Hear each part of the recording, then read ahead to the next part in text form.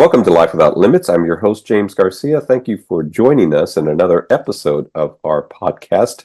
This is a podcast of United Cerebral Palsy, the national office, which is headquartered in Vienna, Virginia. And if you've been listening to the recent series of our interviews, we've been talking a lot to the executives, CEOs of the organization about their individual affiliates and the kind of work that they do in their careers and their leadership style and that sort of thing. We're going to stray from that focus in this particular interview, and I want to welcome to our show Anita Porco, who is the Vice President of the Affiliate Network, of the UCP Affiliate Network, and she's going to talk a bit about her work, her background, how she got into this business. And we're speaking to her today because she's actually, after 20 years with United Cerebral Palsy, will be leaving the organization to retire. And so we'll chat a little bit about what she plans to do from here on out. Welcome to the show, Anita. Thanks so much, James. It's my pleasure to be with you today. Let's begin with talking, first of all, about how you came to be in this business, if you will, into how you got to be part of the world of disability services, your background. What first brought you to this as a career? Well, it's a sort of an interesting story. I guess I've had sort of three careers in my life. My first career was as a registered nurse, and that actually started my relationship with a young man with cerebral palsy as a student nurse. He was probably in his 30s at that time, and he made a very lasting impression on me. He used to write me letters as a student nurse. What I remember most about him was that he never saw a bad day. I mean, this was a long time ago, James. So it was before assistive technology. It was before speech to text. It was before any of that. So his letters to me were written with a pencil in his teeth. And Wow. He always noticed everything. He was in and out of the hospital all the time, so I took care of him a lot. But he noticed when I was sad. He noticed if I got my hair cut. He noticed everything. And I just found that remarkable that in spite of his circumstances, he was more concerned about me than he was about himself. Before you go on, what do you think it opened your eyes to during that time about people with cerebral palsy or with serious disabilities? What it said to me was, don't see the negative, see the positive. Always be looking for what you can do and as opposed to what you can't do at the moment. A really strong impression was made on me at that. I was pretty young at the time, and it was just get over yourself kind of thing. And did it with a great attitude. I mean, it was never, oh gosh, look at me. It was always, look what I can do. That kind of really stuck with me. So fast forward, I became a registered nurse. I got married. My husband went to work with Xerox. We moved every 2 years. So I changed jobs every 2 years when we moved to a new city. So I did things like critical care. I worked in an addiction center. I worked in a long-term care facility. I worked in hospitals. I worked in plastic surgery. So I did a lot of things.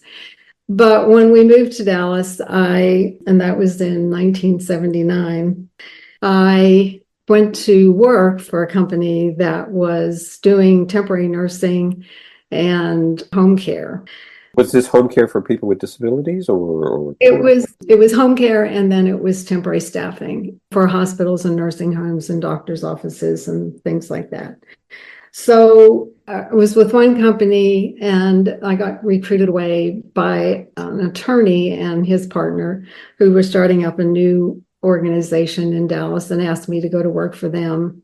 I was with them about a year, and the owner called me in one day and said that he wanted me to sign payroll checks because he was never there on Fridays and it would really be helpful to him. So I started signing payroll checks. And within about 2 months, he took off and left me holding the bag with payroll checks bouncing all over the city of Dallas. Yeah.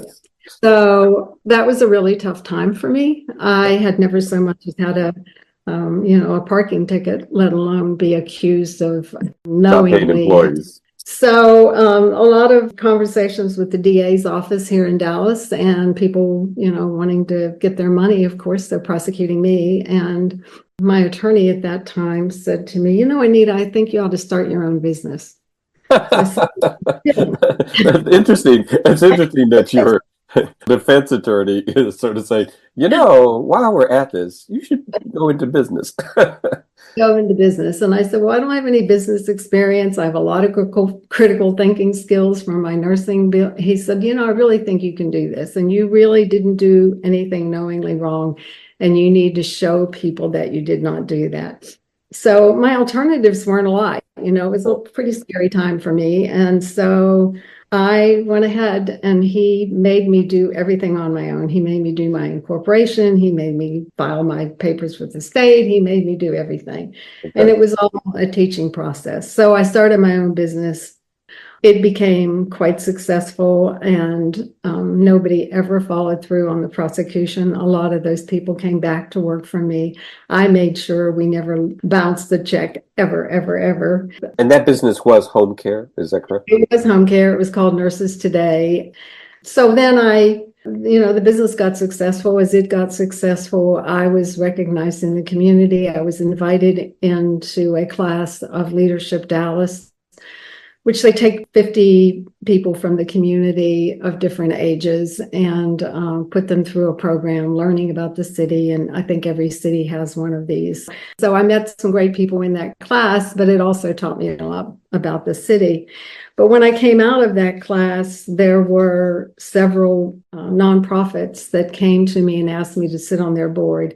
And one of them was United Cerebral Palsy. So that was a long way to this story about. So was it the Dallas affiliate? It was the Dallas affiliate. We had an affiliate here at that time. And so they asked me to sit on the board. And then I kind of flashed back to my relationship with Jim Kwiatkowski when I was a student nurse. And I thought, this would be a good way to honor my memory of Jim. So I got involved with the board locally. And then I said, well, if I'm going to do this, I need to get really involved. So I started going to national meetings, and people got to know me there. And then they invited me to be considered for the board of trustees. And so I went on to the national board in 1997. And I was on that board as secretary, and then as chair in 2003. And then when I was getting ready to I wanted to sell my business at that point. I had started another business, which was a Medicare agency.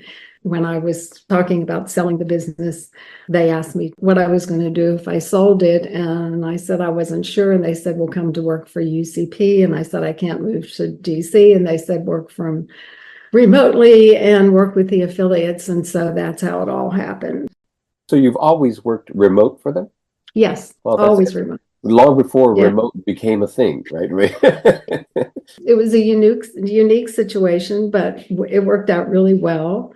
So I didn't have an adjustment to make when COVID came along, because I had been doing it for a long time. But, a lot of my job was traveling to affiliates and attending meetings and that kind of thing. So I was out and about a lot. Yeah, so you did have to travel a bit. Now, over the years, whether it's before you formally joined UCP as an employee, what have you kind of found about the experience working with people with disabilities? What has been for you kind of the most gratifying part of that experience? Well, what I've learned from people with disabilities, really, I can remember sitting in board meetings where I thought we were discussing a certain situation or what we were going to do about something, and I thought I knew what should happen.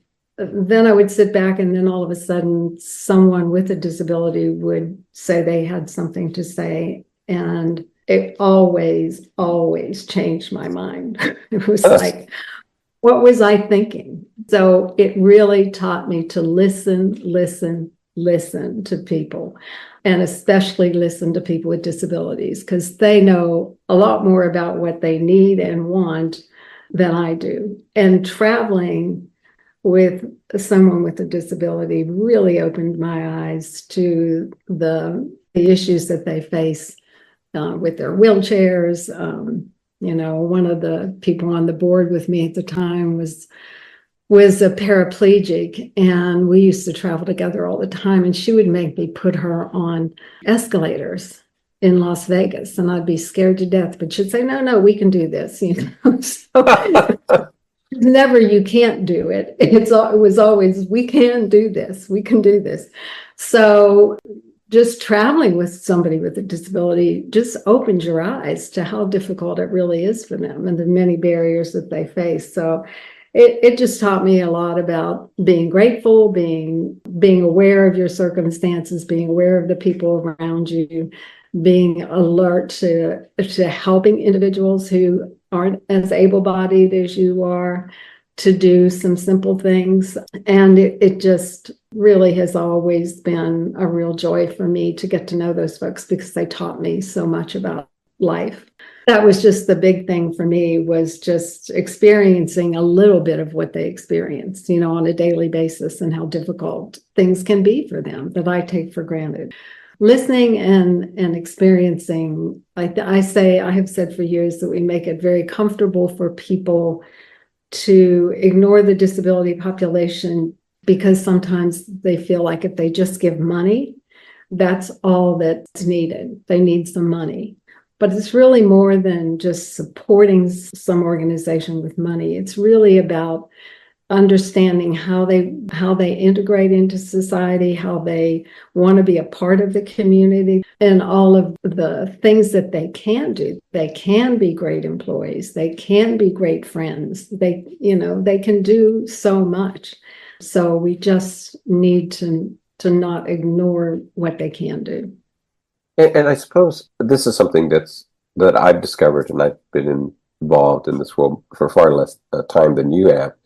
But I've noticed that in everyday life, a lot of times able-bodied people, for lack of a better term, look away, right? Don't necessarily pay attention to the presence of someone with a disability, particularly if it's a physical disability that may be impeding their movement or the mobility, that sort of thing. Is that something that you've observed as well? Oh, absolutely. And a perfect example of that is when there was a friend of mine who lived in, she had been on the board with me, but she moved to Dallas. She has CP. And she asked me to go help her find a vacuum cleaner one day. And so we were shopping for a vacuum cleaner. And we're in the Target or wherever we went, and she was able to walk, but obviously, it was obvious that she had a disability, but they never spoke to her. What kind of vacuum are you looking for? They asked me, and I'm like, no, she can speak. Yes.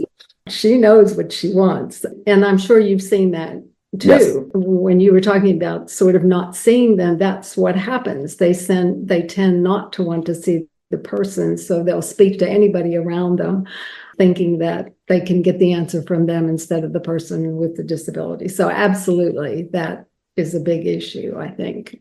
Let me ask this. Over the years, what have you seen change about the attitudes of the public or the business world toward people with disabilities? Well, certainly there's still a long way to go, but they definitely, corporations have definitely found that individuals with disabilities actually are very good employees. They tend to be at work more often and not calling in sick. And when they're there, they actually do the job that they're supposed to do. And so I think there are more and more corporations who are embracing people with disabilities and looking for good employees.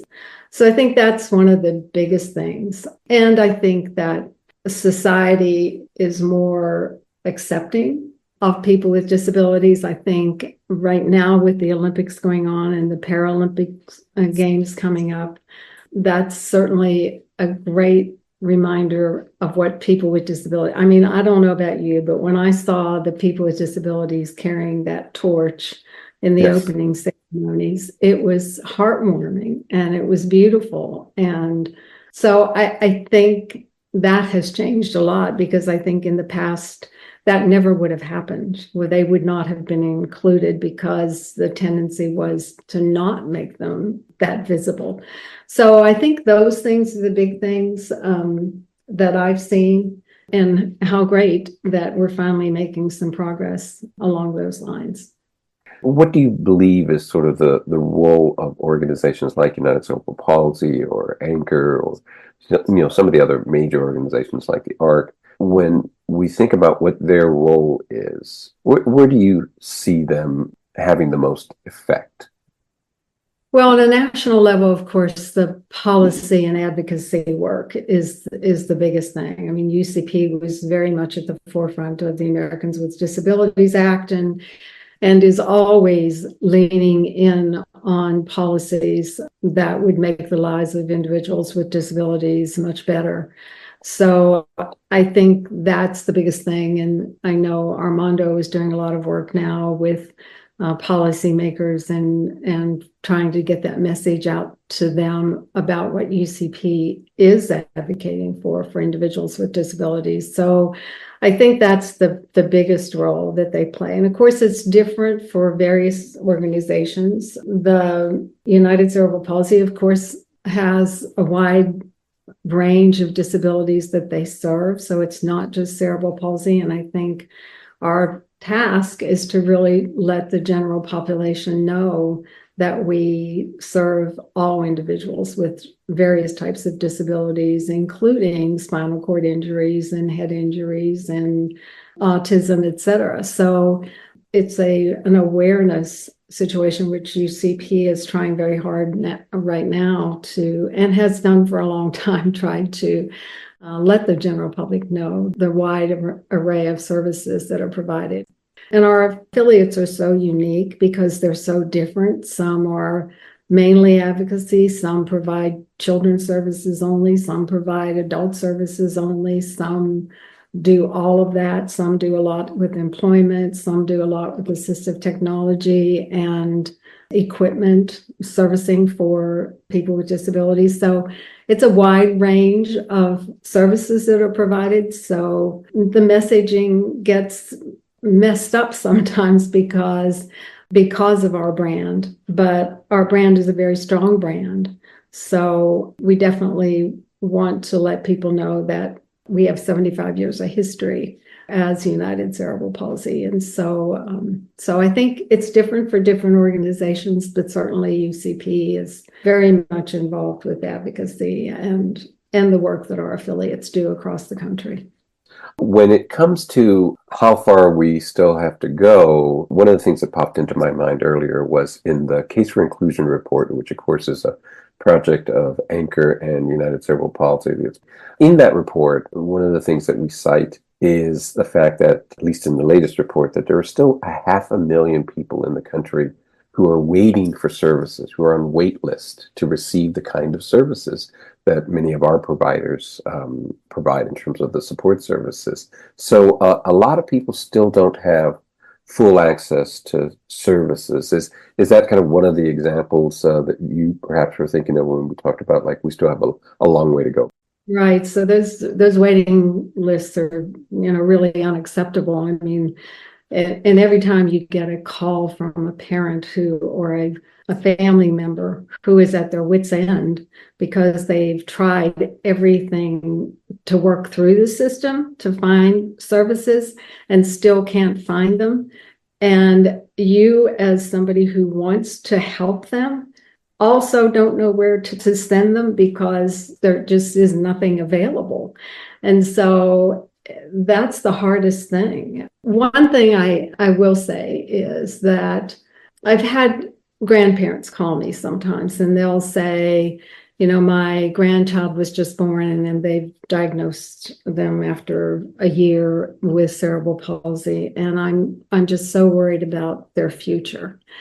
And, it's great now to be able to say, don't be so stressed about it because there are lots of things available.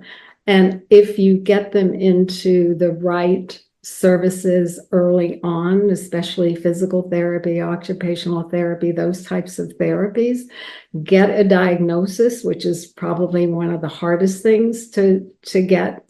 But once you have a diagnosis and then, be able to start looking for services, their life can be quite good. That's really important to me, to be able to finally give people hope that just because they have the diagnosis does not mean that their life is not going to be a great life. And you do sometimes get those calls even in your capacity now. And as much as it's difficult to get those calls, that's what keeps me grounded. I think this is why I got so engaged with cerebral palsy, because at the affiliate level, many times they will bring family members in to speak to the board to tell them their stories. And I think you have to hear that, because you don't know what the families are going through unless you really hear it from them. Yeah, and then just a kind of final question along those lines. When you think about if you were able to just sort of sit across from the head of the Department of Health and Human Services or something like that, and were able to say to them, this is a way to sort of address this big picture issue of not having enough services for so many people, that there are so many people out there. Yes, we help millions of people, but hundreds of thousands of people are on waiting lists. What might be your recommendation to someone in power? Well, that's really hard, but one of our problems is the direct support services providers. So we don't even have enough providers out there for the people that need services. And part of that is just because, the wages are not what they should be for direct support providers. And I think Case for Inclusion has certainly brought that out to the public. So I think that's one of the biggest things, is really taking a look at where they're spending their money and, how they can help to support the people that are supporting the individuals with disabilities. Yeah, you're talking about funding at the federal or state level. Right. Let's switch gears and talk about, now you've been with the organization 20 years and are retiring August 30th of this year. What's next? Well, knowing myself, I know that I can't not be doing something. So I'm going to take some time to adjust to not working and focusing on some family issues here at home that I'm dealing with, some medical issues with my husband. So certainly going to take some time to do that. I will probably be looking for some special projects where I can be helpful to somebody, given my experience through the years in several things. And then probably look for other ways to volunteer in the community. Maybe it's a food bank, or maybe it's some ways to spend some time showing how thankful I am for the opportunities that I've had in my life and the successes that I've had in my life that have allowed me to do volunteerism and to support others. And then just be grateful for that and spend more time with friends and family as well. I'm looking forward to that. That all sounds fantastic, but is there also a dream that you have? I don't know, maybe you were going to take up the banjo. I don't know. Is there something out there that you maybe have told yourself, if I wasn't working so much, this is what I would spend some time doing? When I was growing up, I used to sing. So I always wanted to be a singer in a rock band, and I used to pretend I had a microphone. So maybe that's it, James. Maybe it's time to strike out and sing. I don't know. And form a rock band. This Anita Porco's secret desire is to be part of a rock band. People used to tease me about that all the time, because I always said I really want to be in a rock band. Well, that's fantastic. Well, I wish you the best of luck on that, and maybe I'll be swinging through Dallas one night and pop into a pub or a bar and grill, and you'll be up on stage just cranking out Joplin songs. Or it may be a torch singer, if you remember what those were, the ones who sat on the piano and sang. So that may be it.